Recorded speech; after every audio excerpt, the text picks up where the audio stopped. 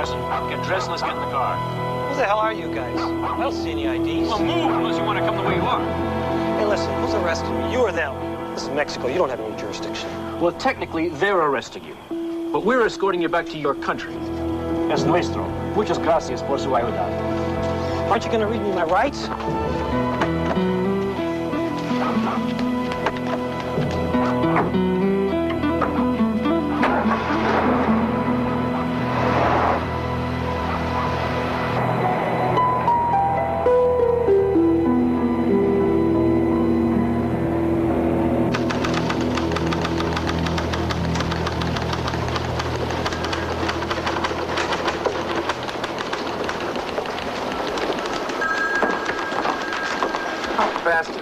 Type anyway.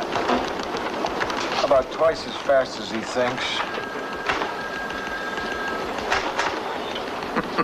Did you read his latest piece? Yeah. You want it? No, thanks.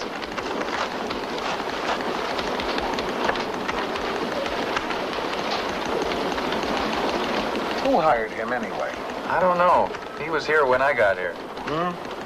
Has he gotten worse or what? No. As a matter of fact, he's improved. At his present rate, in 10 years, he'll be mediocre. Maybe by that time he'll have finished that short story he's working on.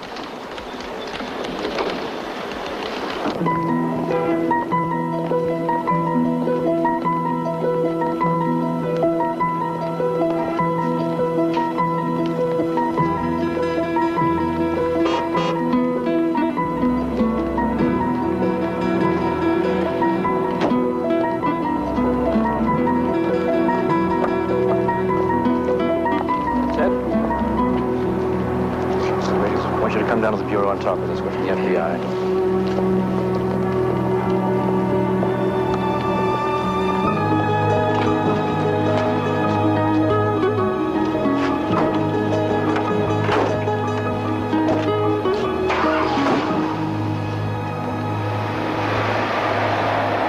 Daddy, something weird is going on. What did the police say about all this? Well, when his family's lawyer called, there was some vague talk about drugs, that Ted was involved with smuggling, but I know for a fact that's just plain Fruit Loops. Daddy, it's true. Ted's like a brother to me. Well, you know that I've known him since he was, 11 years old. I mean, I know how he felt about that whole drug thing. Kids used to hit on him for being so out of it. He doesn't have to use drugs to smuggle them. I mean, not every bookmaker gambles. Well, there is big money in drugs. For Ted? Daddy, what does he need the money for?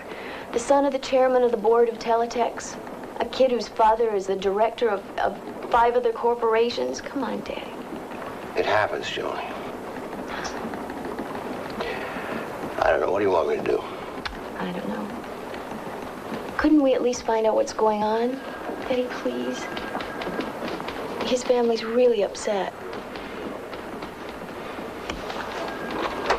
Let me get this straight. Charlie Hume's daughter comes in here with a story and you want me to check it out? Quietly. What are we turning into, a detective agency? I'm working on that illegal alien series. Now it ties into big politics. Do it in your spare time. Nose around the cop house on your lunch hour or something. It's after lunch. How about my dinner hour? Whatever's best. All you know is an arrest took place, someone said drugs. Where's he being held? That's just it. Nobody seems to know. He just got in that car and disappeared. Dig around. Why me? Why not Driscoll or Feldman? I'm not exactly buddy-buddy over at the cop house. Mm-hmm. It's good training for you. Ingratiate yourself. Just remember to do it quietly. What quietly? Cops are acting strange about this one. Okay. But remember, only if I have time after the illegal alien story. Understood. Probably is drugs. What is this, Lou, under protest? Some guy undressed in front of the assessor's office to protest his property taxes. Why is it always a guy, never a girl? I don't think so. Thanks anyway. Jim? Wheat crop to match last year's. Fascinating. Maybe we should put the crossword puzzle on the front page. Why don't we write a little story on the disappearance of that kid? What's his name, man? Ted Morrison. You know, we'll put it in a box with a border. Mystery surrounds the arrest of Ted Morrison, son of the chairman of the board of teletext. Police are being strangely vague, etc., etc. Then when Rossi comes in with the details, we'll flesh it out. Sounds like the kid was busted on a dope charge. The old man has the clout to hush it up. No, the parents are in the dark. They're trying to find out what's going on. My daughter knows the kid. She says that a drug charge against him is unlikely. You want to keep the space open? Yeah, we'll hold it open and we'll see what Rossi comes in with. I saw what he came in with last night. Wouldn't want to put her on the front page.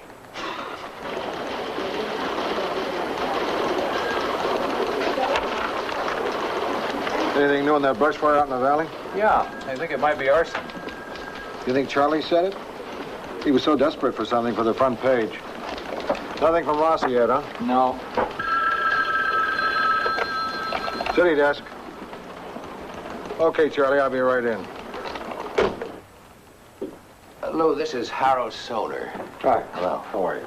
Will you tell Mr. Grant what you've been telling me? Special agent with the State Bureau of Narcotics Enforcement. I'm here to ask that you report her back off the Ted Morrison arrest. We're afraid he may inadvertently jeopardize our investigation. How? You already made your arrest. We're after bigger fish. We don't want your reporter to blow 8 months of intensive investigative work. What kind of drugs are we talking about? Horse, Heroin. Mexican brown mostly. Cocaine, of course. Well, that's it. I wanted something concrete. I got it. Only we can't print it. Is that it? Not for a while. When the time comes. We'll be the first to know. Right. Look, we've always cooperated with the authorities on matters of this kind, and I told Mr. Soner that, of course, we'll cooperate now. Right, Lou? Yeah, sure. It's always a pleasure to sit on a good story.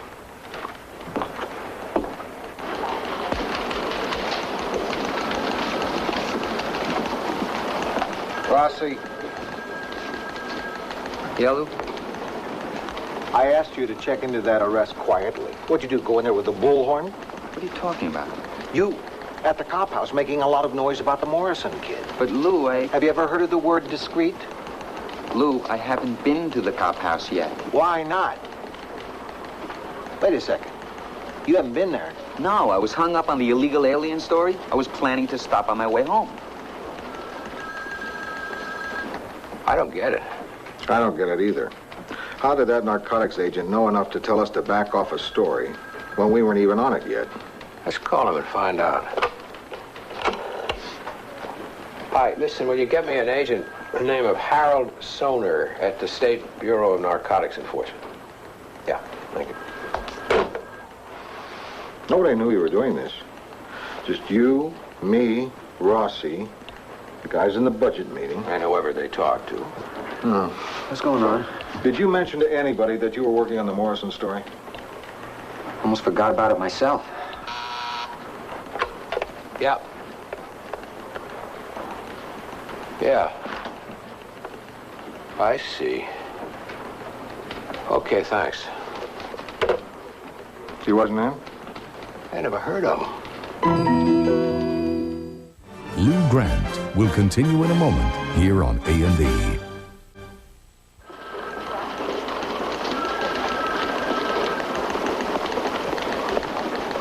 What do you say, Skipper? How's it going? Let's go in my office. It's quieter. Right. Listen, you know the way it looks on that Morrison thing. Yeah.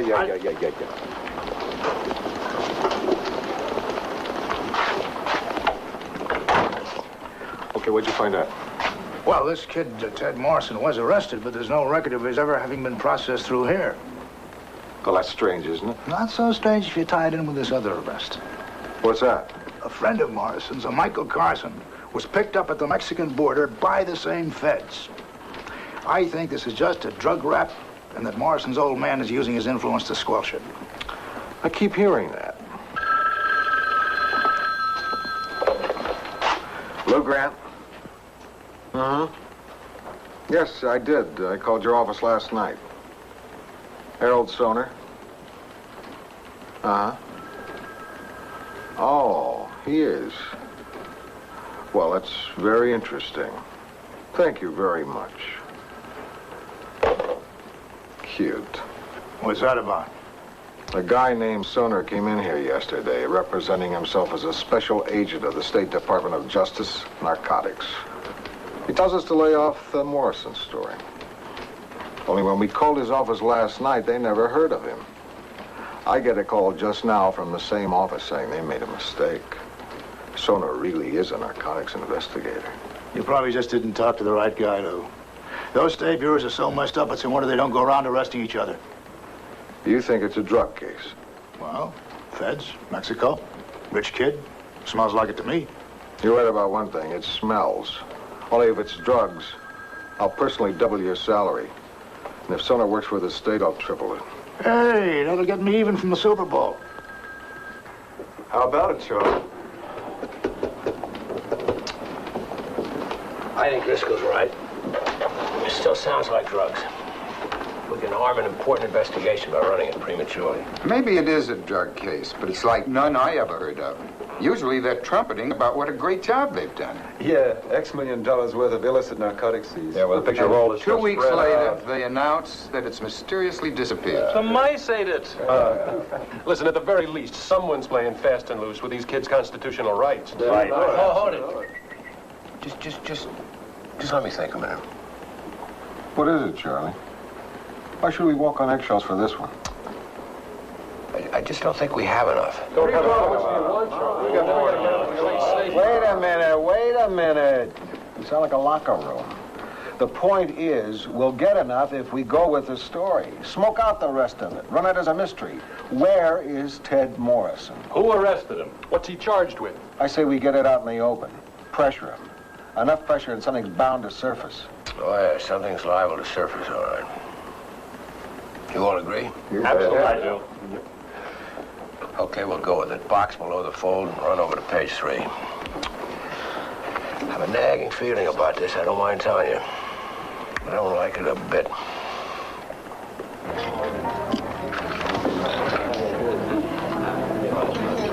I read it. Thanks anyway. Mind if I join you? You can sit down. I don't know about joining.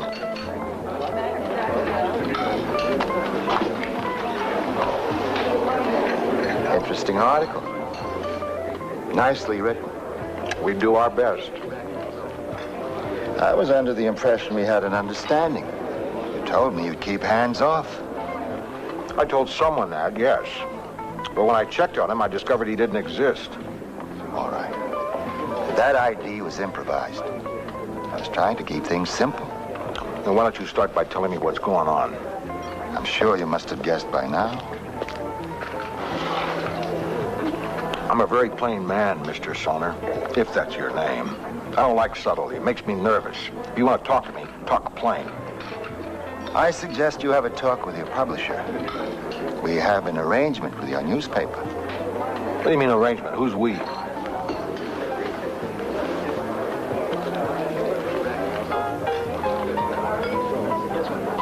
You're kidding. Everyone says that. How do I know that's legit? Your other ID looked great, too. Where you get those made? Can assure you it's quite legitimate. You're making little jokes at a time when your country's security is at stake. Oh, really? We'd appreciate it if you killed that story. And any future stories about Ted Morrison, Michael Carson, or Teletext until we give you the all clear. Now, we really appreciate it. CIA, preposterous. This time, I think he was telling the truth. You know, at the entrance to CIA headquarters in Langley, Virginia, they've got a quotation from St. John, I think. Ye shall know the truth, and the truth shall make you free. Who says bureaucrats don't have a sense of humor? Well, I suppose it's possible he was telling the truth. He said they had an arrangement with the Trib. Well, I believe at one time they did have an arrangement when my husband was still living, during the heights, or the depths of the Cold War. What was the arrangement?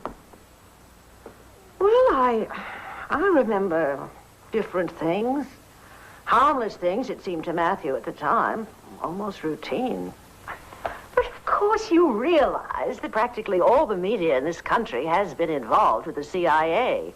Newspapers, television networks, magazines. Yeah, but the Trib? Why should the Trib be any different from the others? Some of the best papers in the country admit to CIA ties. Did you know of this arrangement? No, it was all before I came here. But it was everywhere. It was all around. A congressional investigation brought it all out. What, over 400 journalists since the war? Stringers, reporters, editors, management. Some of them under contract, others doing a friend a favor. It would start so casually, such a mundane way. Phone call from a friend, perhaps some lunch. Oh, and by the way, I understand you're about to leave to join your London bureau or Tokyo, Moscow. And he'd say yes. And the friend would ask him to do what? Nothing. Just asked to talk to him when he got back. Debrief was the fashionable word. Do you have a friend? Matthew did. When he died and I took over this paper, they came to me from time to time asking for favors. I told them to go fly a kite. Yeah, but they might have had an arrangement with somebody else here. Possibly. Do you know of anyone today on the Trib with ties to the CIA? Not that I know of. Soner intimated that there was someone right here on the paper with ties to them. Today? Yeah, today, now. What could anyone local do for you? Do you remember that case in the East? Kentucky, I think it was.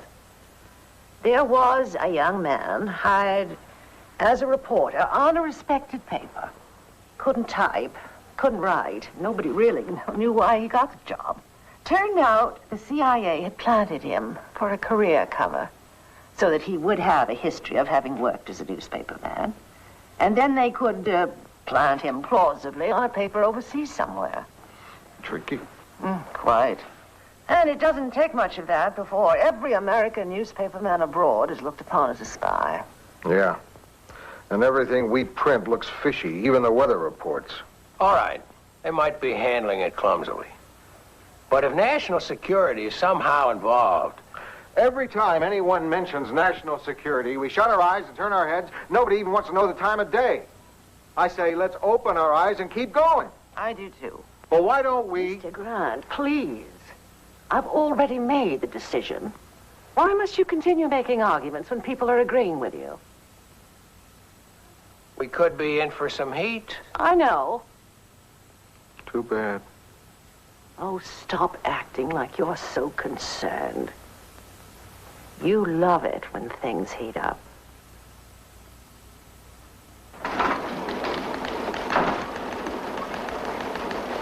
Billy, Rossi. How'd you two like to team up again on something? I knew you'd be excited. Well, I am, and that's enough. What's the background? Right now, it's pretty much of a blank. The Ted Morrison arrest. We're going ahead with it? Terrific. Now, he hasn't been indicted, at least publicly, and no one knows what he's even charged with. But we do know the government's got him tucked away somewhere, and no one else admits to knowing anything. Start with Teletext, the place he worked. Find out what his job was. Maybe it's related somehow. And if anyone says drugs or narcotics, make them prove it. What if they say national security? Try the First Amendment. Well, what are you waiting for? Chapter headings? What happened to my piece on shopping cart thefts? Kill him. It was very enlightening. There was such a heavy news day yesterday that I had to put it on the spike. You really fought for it. Well, it's no sweat. I'll rap out another one.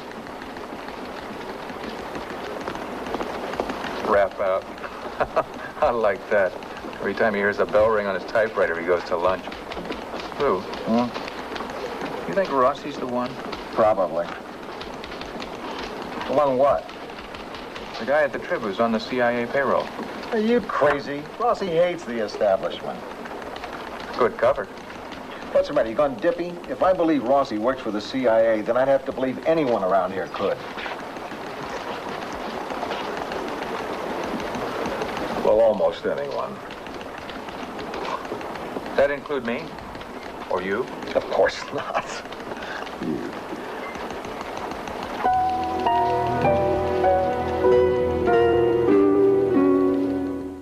Lou Grant will continue in a moment here on A&E. To Lou Grant. This is not on the budget, but I have something interesting developing. Well, put some ointment on it. I have some information about a possible shakeup in the National Security Agency. Where'd you hear that? From Patterson in the Washington Bureau. Why? No reason. Now, stay with it, Jim, and let us know if you hear anything. Hey, when are we going to see that CIA story on the Metro budget? It's coming along. Have you got anything we can look at? I'll have something real soon. When?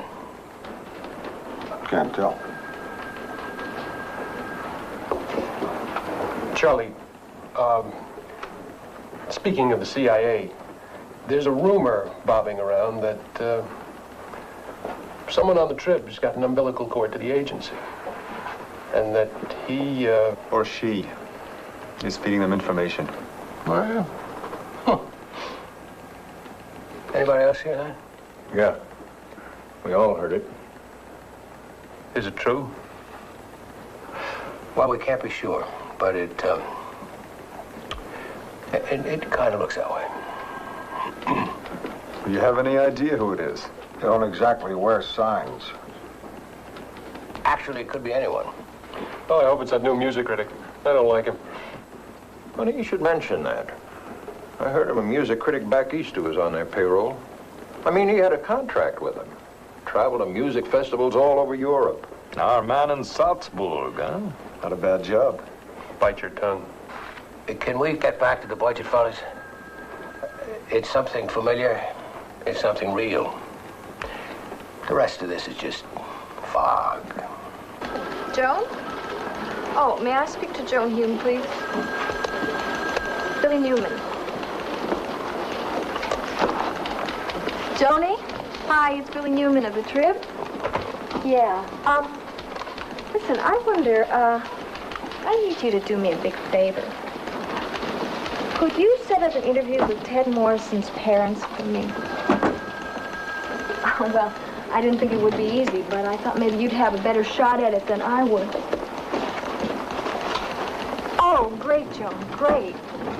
Well, anytime, day or night. You have my home number, right? Terrific, just let me know. Okay. Yeah, thanks, Joan.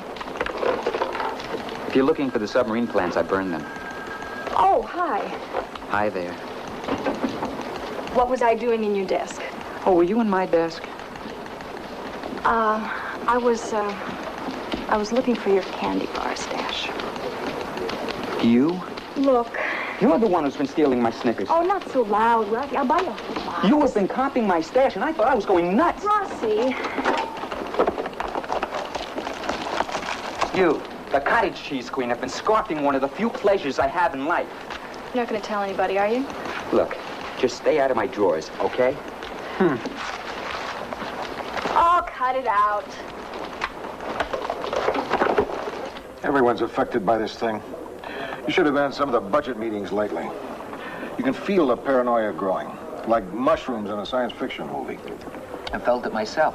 I came in this afternoon, I saw this one going through my desk. I thought, she's the pipeline to the CIA. I have a confession to make. While I was rummaging in your desk, I suddenly thought, what if I find something that links you to the CIA? Are you kidding? Am I butting in? Oh, sit down, Driscoll. Hi, honey. I don't see how you can drink that stuff. Oh, it's easy. I just remember the dry cleaning bills I used to have. And the jobs I used to have. I'm a jug man, honey. Didn't she know? I'm sorry. Oh, honey, don't be embarrassed. Listen, everybody has a Jones. Well, you know, a monkey, an addiction. Maybe not as visible as alcohol, but just as tough. You've got one. Rossi does. Oh, Rossi does not. Oh, yeah? Let's see your kick sugar. Gotcha. Well, how are you kids doing with the big mystery scoop? Do you have something we can use? Me, I'm just a cop-out schlub. I don't move in the cloak and dagger circles. If you did have something, would we hear about it? That's an interesting question. Now, I tell you something. I'm just an old-time reporter. I don't know anything about these fashionable fancy moves nowadays. But I do know something. The FBI and the CIA, these are our guys. When do people start forgetting that they're on our side? How far back you want to go? Okay, the CIA had some excesses, but that does not make them the enemy. Listen, I would love to live in a world where we didn't need the FBI or need the CIA. But the sun don't shine out there all the time, or maybe you haven't noticed. There are bad guys out there. Are you equipped to take them on? Because I'm not. Nobody says do away with the agencies. When they start recruiting in my city room, then I start to get nervous. Hell, Lou, we're in the same business, aren't we? We are? It's been a while since I tried to overthrow a foreign government. How about you, Joe? Not since high school. Okay. I meant that we are ferreting out information the same as they are. No, brother. Listen, kid, it may come as a shock to you, but I can remember when it wasn't dirty to try and do a favor for your country. I mean this, Lou. No, I know you do, George. Boy, I cannot see anything wrong with giving the CIA some information that at a cocktail party we'd give it out to anybody who asked for it. You can't be blind to the fact that if just one newsman is on the CIA payroll as an informant, then every other American reporter is stuck with that stigma. And after that, are they ever 100%? Lou, I've heard those arguments before. I'm sorry. This is still my country, and these guys are on my side. Why should I have to choose between being a newspaper man and being an American? Who says you can't be patriotic and still be your own man? You think it's possible to have a relationship with the CIA and still look the public in the eye? Yes, I do. Wrong. When everybody knows that the CIA used its ties with the media to angle news coverage its way? Lou, it's a two-way street. You give a little and you take a little. Listen, I tell them what hotel in Zagreb picks up my passport. And the agency puts me onto a hot story and they help me cover it. What happens to your independence in a relationship like that? Oh, honey. Listen, look. I go out and I have lunch with a CIA contact, okay? That's all he is, just a contact. Now, he can go back to the agency and type up a report saying that I'm in his pocket. But it means nothing. It's all the way you look at things. Are you in someone's pocket, George? Yeah. My bookies. No, listen. Wait a minute. You mean the CIA, don't you? I'll tell you something. They never asked me. I'm sorry they never asked me. Because if they had, I wouldn't have walked away. And today? Does that go for today? Yesterday, today, and tomorrow. Thanks for the exercise. Keeps me out of the bars. Lou Grant will continue in a moment here on A&E. I'd rather you didn't use that, Miss Newman. It helps us both. I'd like to be as accurate as possible. There's not much I can tell you. Have you seen your son? Yes, he's being held in one of the federal buildings. We talked to him, but we were told not to discuss it. By whom? I can't tell you, Joan. It's all right. I think we know. Has he been indicted? No. Surely charged? Yes. With what? Drugs? Mrs. Morrison, I just can't tell you. I can. It's good to see you, Joan. I'm sorry I'm late, dear. This is my husband, Billy Newman of the Tribune. I gathered as much. How do you do? Hello. Mr. Morrison, your son hasn't been indicted, but he has been charged. With what? Espionage. Can you believe such ridiculous nonsense? We really were told not to discuss it. I'm not sure. I don't care if that's not what we're supposed to do. They've charged our son with espionage, Gloria. And they're not going to keep me quiet about their stupidity. What exactly is your son supposed to have done? They say. Now get this. They say that Ted and a friend... Michael Carson. Right. That they sold secrets. Not gave. Sold secrets to the Russian embassy in Mexico City. Well, he was working at Teletext. Did he have access to anything classified? He had a flunkey's job. Espionage. Ted, the master spy. What is this but another example of government incompetence? I tried to get those fool agents up here to look around. Will you look around, Miss Newman? You think he needed money badly enough to sell out to the communists? No, ever since he was a child. Right, Gloria? Ever since he was a child, all he had to do was ask. I gave him everything. He was a good boy. Does this look like the breeding ground for a friend of our country's enemies?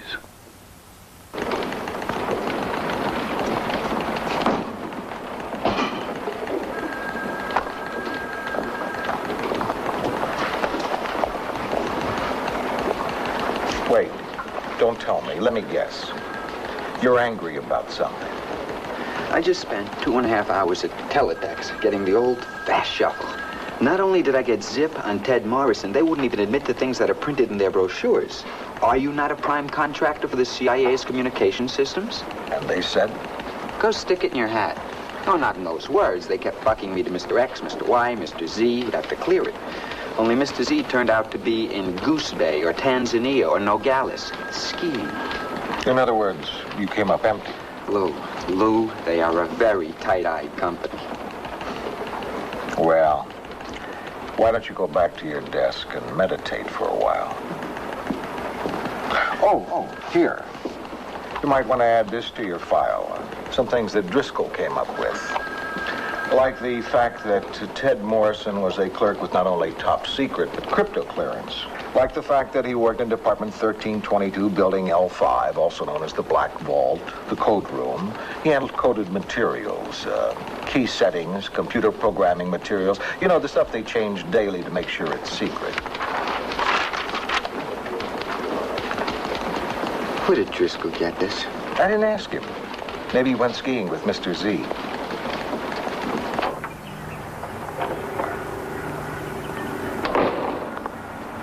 I feel sorry for them. Then you think it's true that Ted did sell secrets? Yes, I think he did. And so do they. They just don't want to face it. He spoiled him all his life. How spoiled do you have to be to sell out your country? Billy, wait a minute. I've got to tell you a story about Ted. Ted was bored to death one summer, and his mother was worried about him. So she suggested that he clear off a beach lot that the family owned and build a shack for himself and his friends. Well, this lot was loaded with junk, driftwood and cables, pilings, and all that kind of stuff. So Ted rented a truck, loaded it all on, and hauled it away. Well, that took him at least a week. His mother came down to see how he was doing and how he finished the job. Well, poor Ted had cleared off the wrong lot by mistake. Well, he went into a depression that, well, you just wouldn't believe it. Yeah? They bought him the lot he cleared. I wonder how they're going to buy him out of this one.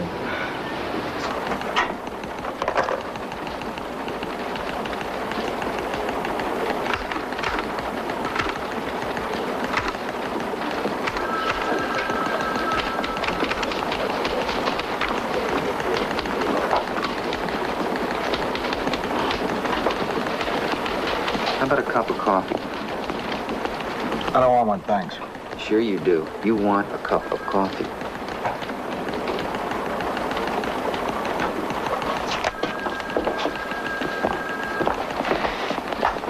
This better be good. I wouldn't call it good. Mm-hmm. I don't know what to call it. Here. I don't want one.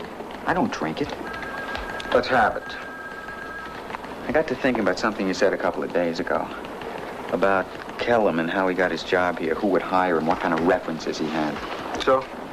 I checked personnel. His application says no references required, no prior job check needed. Who'd okay a stupid thing like that? The notation reads, per Charles Hume.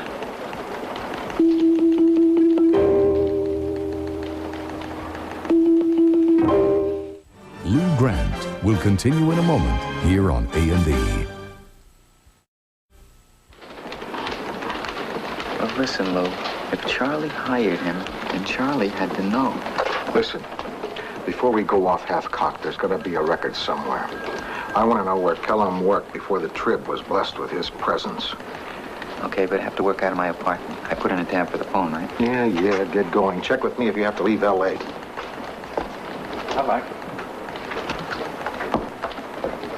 This is a nice piece Donna did on that skunk oil rape repellent. I think it's gonna... Well, it must work. And when's the last time you heard of a skunk getting raped?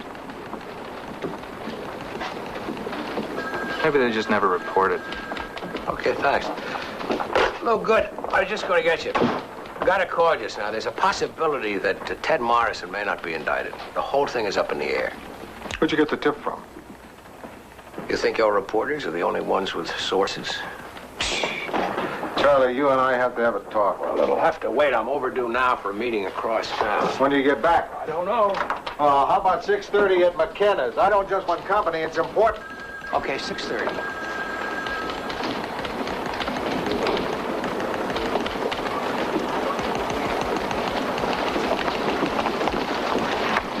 I got the story on the Ted Morrison arrest and a great idea for a sidebar.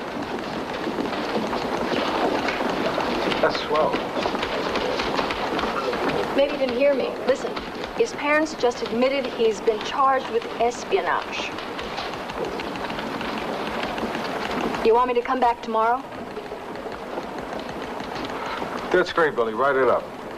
Oh, I can understand why you're so blasé. We get dozens of local espionage stories every day.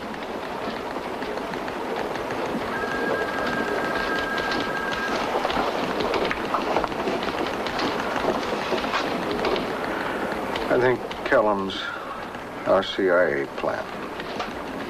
Oh, my God. And I just bought some more Treasury bonds. I'm serious. Bossy's checking it out. Do we know who did hire him? Yeah, Charlie. You don't think that Charlie... Oh, come on. Charlie? Hi. Where's my dad? He's at some meeting across town. I think he'll be out a while. Oh, well, I wanted to buy him a drink. That man works too hard. You all work too hard. Do you know, we were in Washington last year, and I gave my dad an ultimatum. You spend more time with me. Excuse me. You were in Washington last year? In the state? No, D.C. Why? I mean, Dad had some business there, I guess. Newspaper business. Yeah, I guess so. What else could it be? See you later. Goodbye, Joe. We do have a bureau in Washington. I know.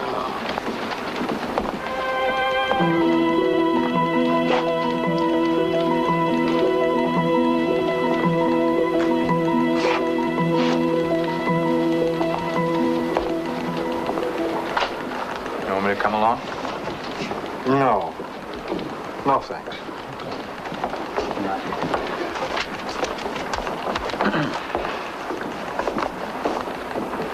What are you doing here? You're supposed to be digging into Kellum's job background. I thought you'd be interested in this. In 1971, Gary Kellum was in Japan, some PR job to the Army. Then, in 1972, after a brief stint in the United States, he went to work in Chile, working in the advertising department of the Trident Tuna Company, some American cannery down there. He left Chile 4 days after the overthrow of Allende. Then he got a job as a technical writer in a defense plant in Baltimore that was, now get this, selling arms to the Mideast. Where'd you get all that? In the phone booth downstairs. There was a Mrs. Kellum on his card. I told her I was from the Pulitzer Committee.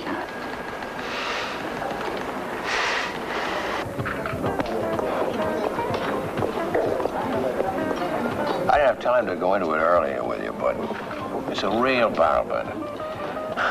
They're not going to prosecute Ted Morrison or his friend for espionage. They've dropped charges? Yep. Even though they really got the goods on them. I mean, they tailed them for months. They've got pictures of meetings with known Soviet agents. They even caught one of the kids with microfilm on him. But the government doesn't want to prosecute because all the sensitive material will have to come out in the trial. We keep bumping up against Catch-22. Twice a day. Right here on the paper, for example. That's what I wanted to talk to you about. Shoot. I know about Kellum.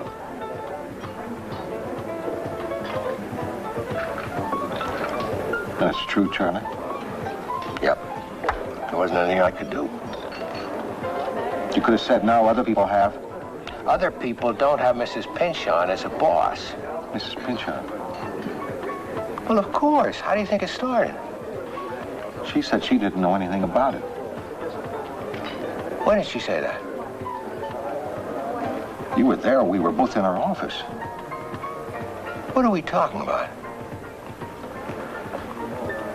About the fact that Kellum is on the CIA payroll. He is?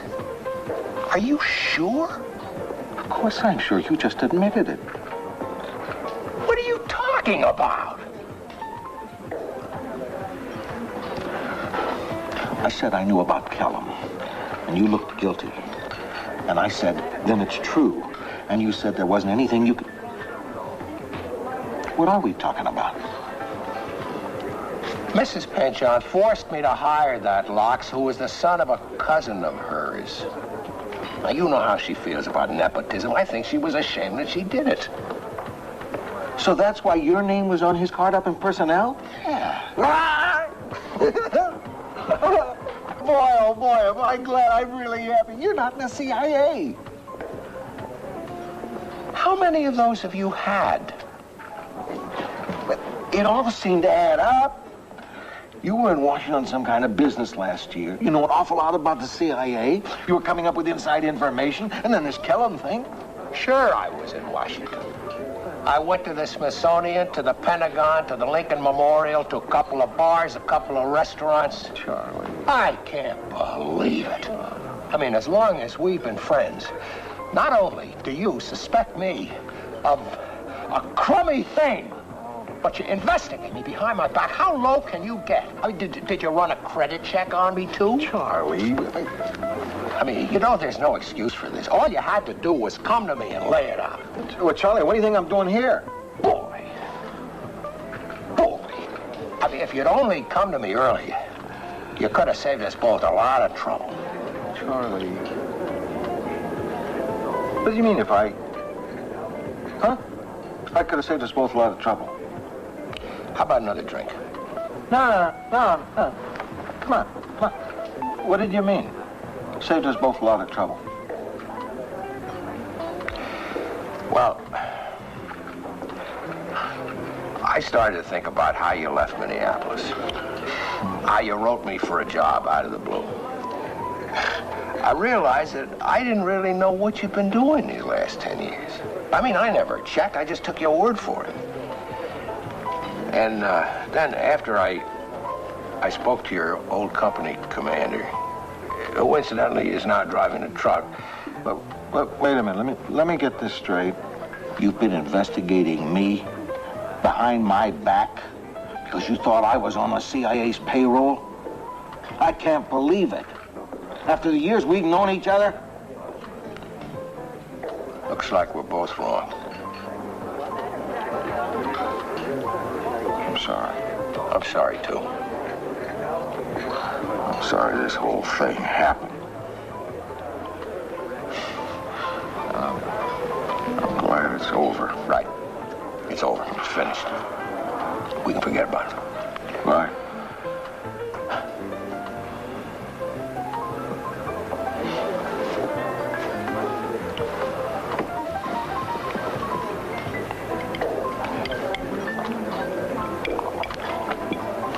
Lou, here's an interesting little item, page 26.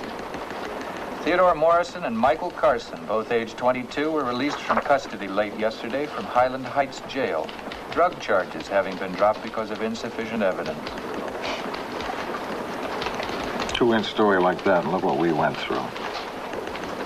We still don't know who it is. What is it they say about what you don't know won't hurt you? In this case, what I don't know is driving me nuts. Who is it? Who in this room can't we trust?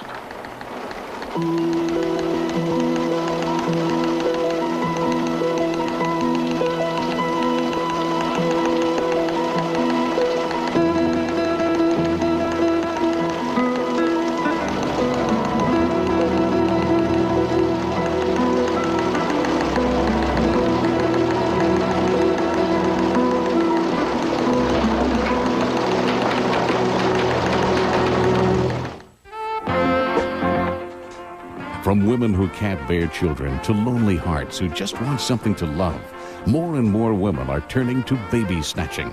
American Justice explores the complex issues surrounding infant abduction tonight. Now, A cop is pressured into accusing the wrong man of murder on Police Story, next on A&E.